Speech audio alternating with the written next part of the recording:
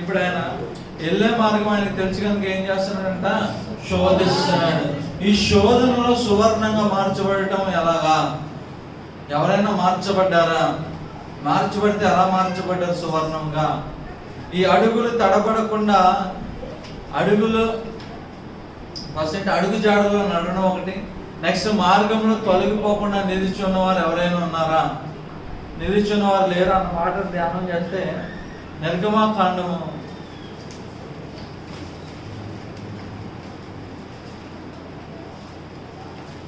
1వ అధ్యాయము 12వ వచనం. నిర్గమాకాండము 1వ అధ్యాయము 12వ వచనం. అయినను ఐగుప్తీయులు వారిని శ్రమ పెట్టిన కొలది వారు విస్తరించి ప్రబలిరి కనుక, అయినప్పటికీ ఐగుప్తీయులు వారిని శ్రమ పెట్టిన కొలది వారు విస్తరించి ప్రబలిరి కనుక వారు ఇశ్రాయేలు ఎడల అసహ్యపడిరి. చాలా జాగ్రత్తగా ఉంది. రాయబడిన మాట ఏమని రాయబడ్డది? ఎప్పుడు ప్రబలేరంట వాళ్ళు? శ్రమ పెట్టిన కొలది. ఎప్పుడు ప్రబలేరంట? శ్రమ పెట్టిన కొలది. చెప్పండి. శ్రమ పెట్టిన కొలది. తీసారు అందరూ? చదవాల మాట ఏంటి? అయినప్పటికీ ఎలా శ్రమ పెట్టారు? చదవాలి ఒకసారి. అయినను ఐగుప్తీయులు వారిని శ్రమ పెట్టిన కొలది వారు విస్తరించి ప్రబలిరి కనుక వారు ఇశ్రాయేలు ఎడల అసహ్యపడిరి. ఇప్పుడు ఏం చేస్తున్నారు? అక్కడ శ్రమ అన్నది ఉంది, ఉందా లేదా? వాళ్ళు శ్రమ పడుతున్న కొద్దిగా ఏమవుతున్నారంట? హలో, వాళ్ళు ఎందుకు శ్రమ పడుతున్నారు? వీళ్ళు విస్తరించకూడదు, వీళ్ళు అభివృద్ధి చెందకూడదు అని చెప్పి భయపడి శ్రమ పడుతుంటే ఈ ఇశ్రాయేలు మాత్రం ఏమవుతున్నారు? విస్తరించబడుతున్నారు. నెక్స్ట్ ఏమవుతున్నారు? ప్రబలీరు అంటే ఏంటి? మల్టిప్లికి విస్తరించబడిన తర్వాత ఏమవుతున్నారు? వాళ్ళకంటే ఎక్కువ జనాంగంగా మార్చబడిపోతున్నారు. ఎందుకు మార్చబడుతున్నారు వీళ్ళు? చెప్పండి. ఎప్పుడు వీళ్ళు ప్రబలిరి, ఎప్పుడు వీళ్ళు విస్తరించబడ్డారు? శ్రమ అంటే ఇప్పుడు ఇశ్రాయేలు యొక్క ఆశీర్వాదం దేంట్లో దాగి ఉన్నది? హలో హలో, దేంట్లో దాగి ఉన్నది? ఇశ్రాయేలుని చూసి ఐగుప్తులు ఏమంటున్నారు? భయపడి వీళ్ళకి ఇంకాను వీళ్ళని మనం ఏం చేయాలి? పెరగకుండా వీళ్ళని అణిచివేయాలి, కష్టపడాలి అని చెప్పి ఏం చేస్తున్నారు? వాళ్ళని ఎక్కువగా ఇబ్బంది పెట్టాలని చూస్తుంటే ఆ కష్టంలో నుండి ఒక ఆశీర్వాదం దిగిరాబోతున్నది. ఎవరి మీదకి? ఇశ్రాయేలు మీదకి.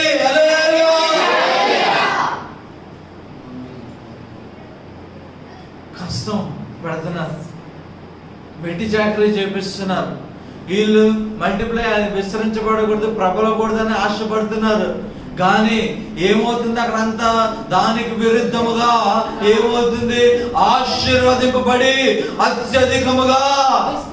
చెప్పాలి గట్టిగా, చెప్పాలి గట్టిగా. ఆ మాట ఒకసారి చదవమ్మా. అయినను ఐగుప్తీయులు వారిని శ్రమ పెట్టిన కొలది వారు విస్తరించి ప్రబలిరి. విస్తరించి శ్రమ పెట్టిన కొలది, శ్రమ పెట్టిన కొలది, శ్రమ పెట్టిన కొలది. అది అంత ఎక్కువ శ్రమ పడుతుంది. అంతగా ఏమవుతున్నారు? ఇప్పుడు శ్రమ ఎక్కువ అవుతుంటే ఏమవుతుంది? శ్రమ ఎక్కువ అవుతుంటే ఏమవుతుంది? కొంచెం శ్రమ పడితే కొంచెం ఏమవుతున్నారు? ఇంకా ఎక్కువ శ్రమ పడుతుంటే ఏమవుతున్నారు? 10 వరకులు ఇచ్చారనుకోండి, 10 రకాలుగా శోధించారనుకోండి, 10 రకాలుగా ఆశ్రదం పడుతున్నారు. 10 రకాలుగా ఆశ్రదం పడుతున్నారు, లాభం లేదని చెప్పి ఈసారి 20 అని పెట్టారనుకోండి, ఈసారి ఏమవుతుంది? 20, 100 అయితే అది ఎంత ఎక్కువ పడుతుంది. ఇప్పుడు ఏమవుతున్నారు? ఇప్పుడు శ్రమలు ఎంతమందికి కావాలి? అయితే ఇశ్రాయేలు ప్రబలుతున్నారు కదా, ఆయన చూసి ఏం చేస్తున్నారు? ఏమవుతున్నారు? 14వ వచనం. వారు ఇశ్రాయేలు చేత చేయించుకున్న ప్రతి పని కఠినముగా ఉండెను. వారు చిగట వంటి పనిలోను ఇటుకుల పనిలోను పొలములో చేయు ప్రతి పనిలోను కఠిన సేవ చేయించి వారి ప్రాణములను విసిగించిరి. ఇప్పుడు చూడండి, ప్రాణాలు విసిగిపోతున్నాయి, వెట్టి చాకరీ చేస్తున్నారు, కానీ ఏమవుతున్నారు వాళ్ళు మాత్రం ఏమవుతున్నారు? హలో హలో, ప్రాణం విసిగిపోయినంతగా కష్టాలు కొలుములో వేయబడి దున్నబడి అంత రగిలిపోతున్నప్పటికీ వాళ్ళ ఆశీర్వాదం మాత్రం ఆగటంలే, వాళ్ళ అభివృద్ధి పడకుండా ఆగిపోవటంలే. ఓకే, మీకు ఈ విధంగా చెప్పాలి, వాళ్ళు విస్తరించబడి అభివృద్ధి పడుతున్నారు కదా. బాగా ఒక కుటుంబం ఉందనుకోండి, ఫర్ ఎగ్జాంపుల్ భార్య భర్తలు ఇద్దరు బాగా పనిచేస్తున్నారు. పాపం ఎంత పని చేసినా తినడానికి తిండి సరిగా ఉండట్లేదు, పోషకాహారాలు దొరకట్లేదు. వాళ్ళు పుట్టిన పిల్లలు ఎలా ఉంటారు? మాల్ న్యూట్రిషన్ గా బక్క చిక్కిన వారికి ఎండిపోయిన వారికి ఉంటారు. అవునా కదా? అర్థమవుతుంది? అర్థం కాదు అంటే ఏమవుతుంది? బలమును ఏమవుతున్నారు? కోల్పోతున్నారు. ఒక స్టేజ్కి వచ్చిన తర్వాత వాళ్ళు పుట్టే పిల్లలు అలాగుంటారు, ఇంకా ఏముంటారు, ఇంకా అవునా కదా? బలం లేని వాళ్ళు ఉంటారు. కానీ ఐగుప్తులు ఇశ్రాయేలును చూసినప్పుడు సీన్ అలా కనిపిస్తున్నది వాళ్ళకి. ఎందుకు అసహించుకున్నారు? మన కష్టం పెట్టే కొద్ది వీళ్ళేంటి, వీళ్ళ పిల్లలు అందరూ పుష్టిగా తయారవుతున్నారు, వీళ్ళేంటి ఇంకా బలమును సంపాదిస్తున్నారు, వీళ్ళేంటి ఇంకా ప్రబలిపోతున్నారు అని ఏం చేస్తున్నారు? ఇలా కాదు, ఇంకా ఈసారి ఏం చేయాలనుకుంటున్నారు? ఎవరిని ఇద్దరిని పిలిచారు. ఎవరిని పిలిచారు? మిడ్ వైఫ్స్ పిలిచారు, మంత్రసాన్ని పిలిచారు. దేనికి? అయ్యా వాళ్ళు పిల్లలు పడుతున్నారు, వీళ్ళంతా మేము ఆపలేకపోతున్నాము, ఈసారి ఏం చేయాలి? మీరు కొడుతున్నప్పుడు వెంటనే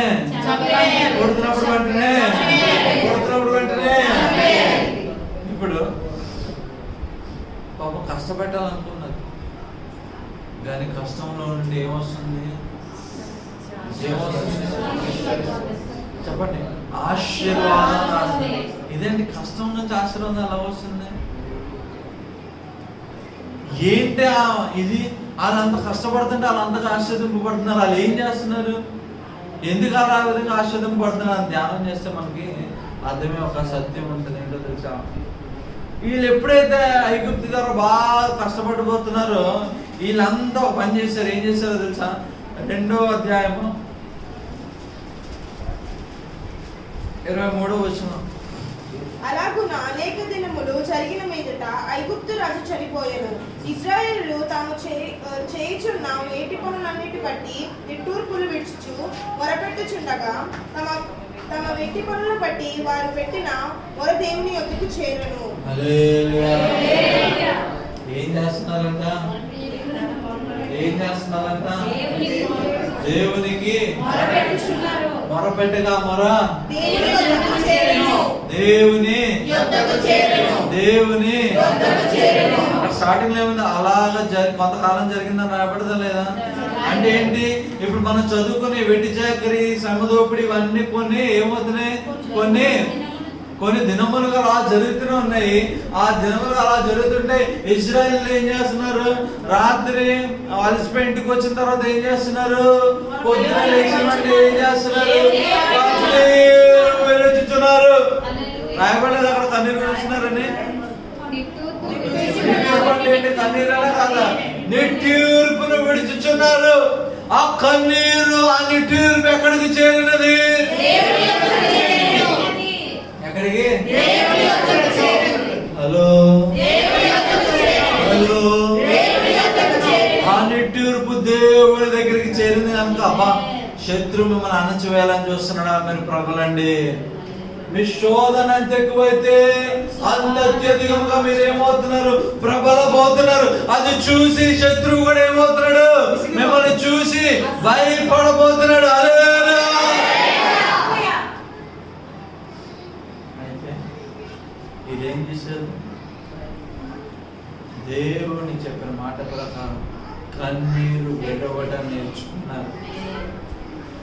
పక్కోని దగ్గరికి వెళ్ళి నాకు కష్టం ఉంది, నాకు ఈ బాధ ఉందని చెప్పలే. బంధువుల దగ్గరికి వెళ్ళలే, తల్లిదండ్రుల దగ్గరికి వెళ్ళి ఎక్కడికి వెళ్ళారంట? ఏడుస్తూ ఏం చేశారు? చెప్పండి ఫాస్ట్ గా. దేవునికి. ఎవరికి? నేను వెళ్ళే మార్గం ఆయనకి తెలుసు కనుక ఆయన నన్ను శోధిస్తున్నప్పుడు నేనేం చేయబోతున్నాను? సువర్ణముగా మారబోతున్నాను. హల్లెలూయా. నేను ఆయనతో వాగ్దానం పొందిన వాడిని. మా పితరులు వాగ్దానం పొందిన వారే. అబ్రహాం గారు, యాకోబు, ఇస్సాకు గారు, యాకోబు గారు అంతా ఏం పొందారు? వాగ్దానం పొందిన వారు కనుక ఆ వాగ్దానం మా జీవితంలో నెరవేరుతుంది కనుక మా జీవితంలో ఏది జరిగినను ఆయన చిత్తము లేకుండా జరగదు కనుక ఇది ఒకవేళ జరుగుతుందంటే నేనేం చేస్తాను? ఆయన సన్నిధికి వెళ్ళి కన్నీరు విడబోతున్నాను. హల్లెలూయా. ఎందుకు? యాకోబు గారు, అయ్యా యోసేపు బతుకున్నాడయ్యా, ఏం చేయాలి అని చెప్పి సగం ప్రాంతం వచ్చిన తర్వాత దేవుడికి బలార్పిస్తే దేవుడు ఏం చేస్తాడు? కల్పించి, ఇంకో యాకోబు, నేను నీ దేవుడిని, నీ పితరుల దేవుడిని, నిశ్చయముగా వెళ్ళు, నన్ను గొప్పగా ఆశీర్వదింపబోతున్నాను. జనసి ఆదికాండం 46వ అధ్యాయంలో ఉంటుంది. ఆశీర్వదిస్తాను, వెళ్ళి ఏం టెన్షన్ పడుకో, నువ్వు అక్కడికి వెళ్తే ఆశీర్వదింపబడతాను, మరణిస్తాను, మళ్ళీ తిరిగి తెస్తాను, తిరిగి మళ్ళీ నీ జనాంగాన్ని బయటకు తీసుకురాబోతున్నాను అని చెప్పి వాగ్దానం చేశాడు. అది ఆయన మర్చిపోలే. అందుకే ఏం చేస్తున్నారు? అమ్మా, నా జీవితంలో శోధన రావాలన్నా ఎవరితో అనుభవించబడాలి? ఆయన చేత అనుమతించబడాల్సిందే కనుక ఆయన అనుమతి లేకుండా ఏది జరగదు కనుక ఇప్పుడు నేను పక్కింటి వాళ్ళ దగ్గరకో లేదంటే అన్నదమ్ముల దగ్గరకో తల్లి దగ్గరికి ఎక్కడికి వెళ్ళను. కానీ ఈ శోధనలో కూడా నేను ఎక్కడికి వెళ్తాను? అడుగు జాడలను నడుస్తూ ఇటు అటు చదవక ఏం చేస్తారంట? ఆయన మాటలు, ఆ నోట్లో వచ్చే మాటలు నా పెదవుల మీద ఉంచుకొని ఏం చేస్తున్నాను? ప్రతి దినము ఆయన సన్నిధిలో ధూపము వేయబోతున్నాను. ఎప్పుడైతే ధూపము వేయబడ్డదో ఆయనకి చేరి ఉన్నది. హల్లెలూయా. అందుకే అంటారు కదా, మొదటి అధ్యాయం ఉంటుంది కదా, హెబ్రీ స్త్రీలు, ఐగుప్తు స్త్రీలు వాళ్ళ చురుకైన వారు. ఎక్కడి నుంచి వచ్చింది చురుకుతనం? రోజు ఏడుస్తుంటే ఆయన చూస్తున్నాను, మీరు ఏడుస్తున్నా, మీ ప్రార్థన నా దగ్గరికి వచ్చింది, నేను మిమ్మల్ని విడిచిపెట్టను. ఆయన మిమ్మల్ని ఎంత శోధించినప్పటికీ మీరేమైపోతున్నారు? మీరు ప్రబలపోతున్నారు. హల్లెలూయా. శోధనలో ఉన్నారా? ఇప్పుడు ఏం చేయాలి? శోధనలో ఉన్నారా? ఏం చేయాలి? నేను సువర్ణంగా మార్చబడడానికి ఒక అవకాశం దొరికింది. అవకాశం నేను ఏం చేయాలి? ఇప్పుడు సద్వినియోగం చేసుకోవాలి. అవకాశం నేను ఇప్పుడు ఏం చేయాలి? వాడుకోవాలి. అనేది పక్కన పెట్టి అవకాశం దొరికినప్పుడల్లా దేవునికి తిరుగుబాటు చేస్తే ఏమవుతుంది? దేవుడు కూడా ఏం చేస్తాడు? ఆశీర్వాదాన్ని ఆపివేస్తాడు. ఇక్కడ ఈ ఇశ్రాయేలీయుల జనాంగం ఏం చేశారు? ప్రభు వైపు తిరిగి ఏడవసాగారు. అవునా కదా? ఇదే ఇశ్రాయేలీయుల ప్రజలు. సంఖ్యాకాండం చేయండి.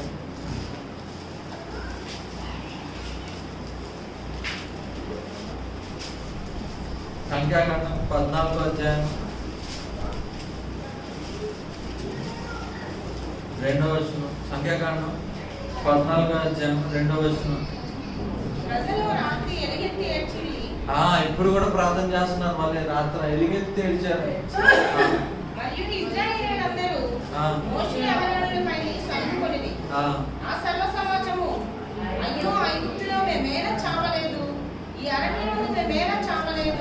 మేము కత్తివాత పడినట్లు యెహోవా మమ్మను ఈ దేశములోనికి ఎలా తీసుకొని వచ్చాను?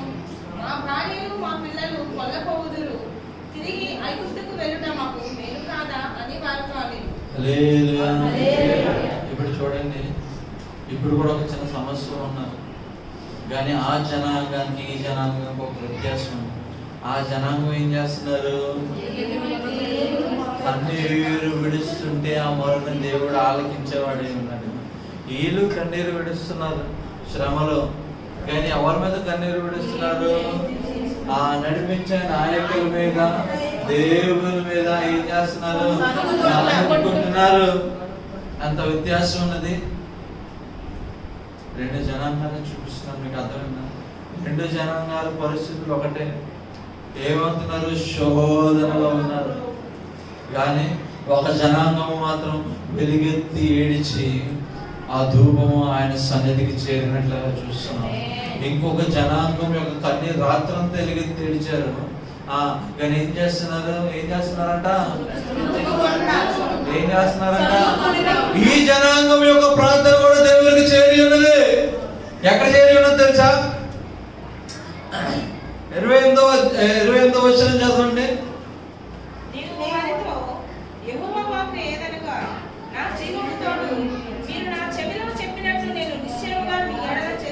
హల్లెలూయా. నా జీవము తోడు మీరు నా చెవిలో చెప్పినట్లుగా. ఎవరి చెవిలో? ఆయన చెవిలో చెప్పినట్లుగా ఆ మాటలు నిశ్చయముగా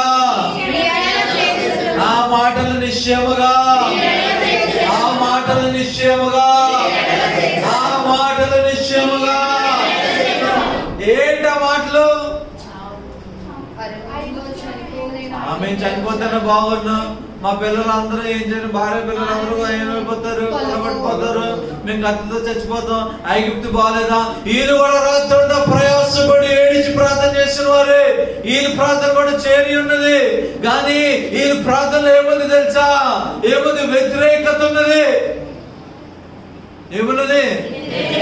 అందుకే అన్నాడు, నా చెవిలో చెప్పినట్లే. ఇద్దరికి సమస్యలు ఉన్నాయండి. ఇద్దరు నడుస్తున్న మార్గం ప్రభు ఎరిగి ఉన్నాడండి. ఇద్దరిని ప్రభు ఏం చేస్తున్నాడు? పరిశీలన చేస్తున్నప్పుడు, శోధింపబడుతున్నప్పుడు ఒకరు మాత్రం వెలుగెత్తి, ప్రభువా సహాయము కావాలి, నువ్వు చేసిన మా పితరులు చేసిన నిబంధనను జ్ఞాపకం చేసుకో అని వెలుగెత్తి ఏడవగా ఏం చేశాడు ప్రభు? ఓకే, మీ ప్రార్థన నాకు చేరి ఉన్నది కనుక నేను మిమ్మల్ని విడిపిస్తున్నానని జవాబు చెప్పి వాళ్ళు విస్తరింపజేశాడు. ఇంకొక జనాంగం యొక్క ప్రార్థన కన్నీరు ఆయన విని ఏం చేస్తాడు? నా చెవులో మీరు చెప్పిన మాటలు నేను మిమ్మల్ని అప్పగించేస్తున్నాను. ఇప్పుడు చెప్పండి, కష్టాలకు ఏం చేయాలి? అబ్బా, ఇద్దరు మొరపెట్టారండి, ఇద్దరు కన్నీరు విడిచారండి, ఇద్దరు వెలిగెత్తి ఏడ్చారు. ఏడలేదా? ఇద్దరు ఏడ్చారు. కానీ వ్యత్యాసం ఏంటి? ఒకరు అయ్యా నువ్వు నడమన్న మార్గము నేను నడుస్తున్నానే, నువ్వు నడిచిన పాదములు అడుగు చాడనివద్దు, దాంట్లోనే నేను నడుస్తున్నానే, నేను ఎటువంటి అక్కడ తొలగిపోలేదా? అంతేకాదయా, నీ నోటిలో నుంచి మాటలు నా పెదవుల మీద నీ ఆజ్ఞలను నేను నిలుపుకొని ఉన్నానయా. అది నీ రోజు తినే ఆహారం కంటే అది శ్రేష్టముగా ఎంచబడి దాన్ని నేను నెమరం వేసుకుంటున్నానయా. అప్పుడు ఆయన అంటున్నాడు, నువ్వు సువర్ణంగా ఆశపడుతున్నావు కదా, నేను నిశ్చయంగా నేను సువర్ణంగా మార్చబోతున్నాను. ఇప్పుడు సువర్ణంగా మార్చబడాలని ఆశ ఉన్నది. కానీ ఆయన నేను నడిపిస్తున్న మార్గంలో నువ్వు చేస్తున్న పనులు ఏమై ఉన్నాయి? సువర్ణంగా మార్చబడాలని ఆశ నీలో ఉన్నది. ఇద్దరికి ఉన్నది, సువర్ణంగా కనపరచబడాలి, మార్చబడాలని. కానీ ప్రారంభంలో ఉన్న జనాంగము వెలుగెత్తి ఏడవగా ఆయన మరొక ఆలకించి జవాబిచ్చాడు. కారాగర్భంలో అరణ్య ప్రాంతంలో నడుస్తూ దేవుని యొక్క అనేకమైన ఆశీర్వాదాలు చూశాను. మీరు మాత్రము ఏమైపోయారు? ఈసారి వెలుగెత్తి ఏడిచారు. కానీ దేని కొరకు? ఆయన అడుగు జాడలలో నడవకుండా పక్కకు తొలగిపోవుటకు ఇష్టపడ్డారు. హల్లెలూయా, హల్లెలూయా. మనం ఏం చేస్తున్నాం? చెప్పబడిన వాక్యం ప్రకారం మనం ఏం చేస్తాం? నిజమే కదా, మన జీవితాలలో కూడా అనేక మార్గం రక్షణ తీసుకున్న ప్రభా నా మార్గాలన్నీ నువ్వు ఎరిగినావని చెప్తూ ప్రభువుకు అప్పగించుకొని ఆ మార్గంలో వెళ్తున్నప్పుడు శోధింపబడుతున్నప్పుడు ఏం చేస్తున్నాం? మనం వెలుగెత్తి ఏడ్చి మన ప్రార్థన ఆయన సన్నిధికి చేరుస్తున్నామా? లేదంటే తిరగబడి మనం పలికే మాటలు ఆయన సన్నిధికి చేరుస్తున్నామా? జాగ్రత్త, జాగ్రత్త. వీళ్ళు ఎప్పుడైతే తిరగబడ్డారో 40 సంవత్సరాలు కోల్పోయారు. వాళ్ళు ఎప్పుడైతే ఏడ్చారో వెంటనే మోషే పంపబడ్డాడు. మోషే నాయకత్వం విడిపించబడ్డారు. అంతేకాదు కానీ అనేక అద్భుతాలను అనుభవించారు, చూశారు. జాగ్రత్త. శ్రమలలో ఉన్నాం, కన్నీరు విడిస్తే ఏం చేస్తున్నాం? లాస్ట్గా ఒక మాట చూపించి ముగించాలని ఆశపడుతున్నాం. మొదటి పేతురు 1వ అధ్యాయం, 1 పేతురు 1వ అధ్యాయం 6వ వచనం చదువు. ఇందువలన మీరు మిక్కిలి ఆనందించుచున్నారు, కానీ అవసరమును బట్టి నానా విధములైన శోధనల చేత ప్రస్తుతమును కొంచెం కాలము మీకు దుఃఖము కలుగుచున్నది. అక్కడ ఆ మాట ప్రారంభమైనది. ఇందు మూలంగా మీరు మిక్కిలి ఆనందించుచున్నారు, ఇందువల్ల మీరు మిక్కిలి ఆనందించుచున్నారు, ఏంటంట? మిక్కిలి ఆనందించుచున్నారు, కానీ అవసరమును బట్టి నానా విధములైన శోధనల చేత ప్రస్తుతమును కొంచెం కాలము మీకు దుఃఖము కలుగుచున్నది. ఒకరు చదవనమ్మా. కానీ అవసరమును బట్టి నానా విధములైన శోధనల చేత ప్రస్తుతమున కొంచెం కాలము మీకు దుఃఖము కలుగుచున్నది. 7వ వచనం. నశించిపోవు సువర్ణము అగ్ని పరీక్ష వలన శుద్ధపరచబడుచున్నది కదా, దానికంటే అమూల్యమైన మీ విశ్వాసము ఈ శోధనల చేత పరీక్షకు నిలిచినదై యేసుక్రీస్తు ప్రత్యక్షమైనప్పుడు మీకు మెప్పును మహిమయు ఘనతయు కలుగుటకు కారణమగును. ఈ నీ విశ్వాసము దేనికి కారణమవుతుందంట? మెప్పును, మెప్పును. ఈ మెప్పు, మహిమ, ఘనత పొందుకోవాలంటే ఏం చేయాలి? ఆయన రాకడలో వస్తున్నప్పుడు మనం పొందుకోవాలంటే ఏం చేయాలి? ఈ విశ్వాసమును పరీక్షింపబడుతున్నప్పుడు ఏం చేయాలి? మనం ఆ పరీక్షలో నిలిచి ఉండాలి. ఆ పరీక్షలో ఏం చేయాలి? ఎందుకు ఈ మాట తెప్పించానంటే మేము చాలా మందికి ఒక డౌట్ ఉంటుంది. ఏంటో డౌట్ అంటే, సార్ మేము ప్రభుని నమ్ముకున్నాం కదా సార్, అన్ని ఆశీర్వాదాలు ఉండాలి, కానీ ప్రభు నేను వెళ్ళే మార్గం తెలుసుంటే కష్టాలు ఎందుకు రావాలి? శోధన ఎందుకు రావాలి? మనకి శోధన ఎందుకు రావాలి? మొత్తం ఆశీర్వదించచ్చు కదా నన్ను. ఎందుకు ఈ శోధనలో నన్ను ఎందుకు ఆయన తీసుకెళ్తున్నాడంటే ఆయనకు ఒక ఉద్దేశం ఉన్నది. ఎందుకు తీసుకెళ్తున్నాడు తెలుసా? ఈ శోధనలో నీకు 3 ఇవ్వటానికి తీసుకెళ్తున్నాడు. ఏంటో 3? ఆయన తిరిగి రాబోతున్నప్పుడు నీకేమిపోతున్నాడు? 3 మెప్పు, మెప్పు.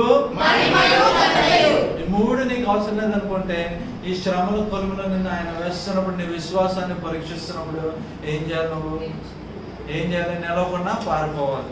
ఇప్పుడు వాళ్ళు ఏం చేశారు? అడుగు జాడల్లో నడవకుండా పక్కదాపుకు ఎలా వెళ్ళిపోయారో ఆ విధంగా మనం జారిపోతే మన ఈ 3 అద్భుతమైన ఆశీర్వాదాలను కోల్పోతున్నాం. అది ఏ లోకంలో సంపాదించడం, అనుభవించడం కాదు, కానీ రానున్న పరలోకములో ఆనందించుటకు, సంపాదించుటకు ప్రయాసపడాల్సిందే. ఈ లోకంలో రాయబడ్డది. అక్కడ ఆ మాట ముగిస్తే ఏమన్నది? ఏమని రాయబడ్డది? చదవనమ్మా 7వ వచనం. నశించిపోవు సువర్ణము అగ్ని పరీక్ష వలన శుద్ధపరచబడుచున్నది కదా, దానికంటే అమూల్యమైన మీ విశ్వాసము ఈ శోధనల చేత పరీక్షకు నిలిచినదై యేసుక్రీస్తు హలో. ఈ లోకంలో కొన్నిసార్లు మనం విశ్వాసం అంటూ మొదటి వారి వల్ల కన్నీరు కారుస్తున్నా ప్రబలుతున్నాం, విస్తరించబడుతున్నాం, కానీ ఆ ఏంటి ఆ హింస నుంచి తీయవేయబడం. అవును, మీకు అర్థమైందా చెప్పింది? ఇప్పుడు అర్థం కాలేదా? కొన్నిసార్లు మనం విశ్వాసంలో ఎదుగుతున్నప్పటికీ ఆ శోధన ఏదైతే ఉందో దాని నుంచి మనం తీయబడం. ఎందుకు? ఆ శోధన నుంచి ఏమొస్తుంది? ఆశీర్వాదం రాబోతుంది కనుక. ఎప్పుడైతే ఆ శోధనను తీసివేసామో ఏమైపోయింది? ఆశీర్వాదాన్ని పోగొట్టుకుంటాం. ఎలాగానో ఆలోచన చేస్తే వీళ్ళు శోధింపబడుతున్నప్పుడు అల్లా ప్రభు వైపు తిరిగి ఏడ్చి ప్రభా కాపాడండి అన్నారు. ఎప్పుడైతే ప్రభు శోధన నుండి బయటికి తీసుకొని వచ్చి గొప్ప గొప్ప అద్భుతాలు నడిపిస్తుంటే ఇప్పుడు శోధన లేదు కనుక ఏమైపోతున్నారు వీళ్ళు? ఇప్పుడు దేవుని వైపు తిరిగి కన్నీరు కార్చి ఏడవలసింది పోయి ఏం చేస్తున్నారు? ప్రభువుకి తిరగబడుతున్నారు. హల్లెలూయా. అందుకే క్రైస్తవ జీవితంలో ఏమంటే కొన్ని శోధన పడుతుంటాడు. ఎందుకు? నువ్వు వెళ్ళే మార్గం ఆయనకి తెలుసు. ఇది తీస్తే పడవేయబడతావో, జారిపోబడతావో, ఆయన నుంచి దూరం అయిపోతావో ఆయన ఎరిగి ఉన్నాడు కనుక ఏం చేస్తాడు? చిన్న ముళ్ళు పెడతాడు. అపోస్తలుడైన పౌలు అద్భుతాలు చేశాడు, అందరిని లేపాడు, చనిపోయిన లేపాడు, అన్ని గొప్ప గొప్ప కార్యాలు చేశాడు. ఆయన అవసరంగా దురాత్మలు పారిపోయాయి. కానీ ఆయన కూడా ఒక చిన్నది ఉంది, ప్రభా ఇది తీసేవే ప్రభా, ఇది తీసేవే ప్రభా అంటే ఆయన ఉన్నాడు, మై గ్రేస్ ఇస్ సఫిషియెంట్, నా కృప నీకు చాలు, నీ బలహీనతతో బలపరచుట కదా ఉన్నది, వెళ్ళిపో, ఇంకా దాని గురించి అడక్కు. ఎందుకు అమలు పెట్టాడు? జనులందరూ పౌలుని దేవుడి కింద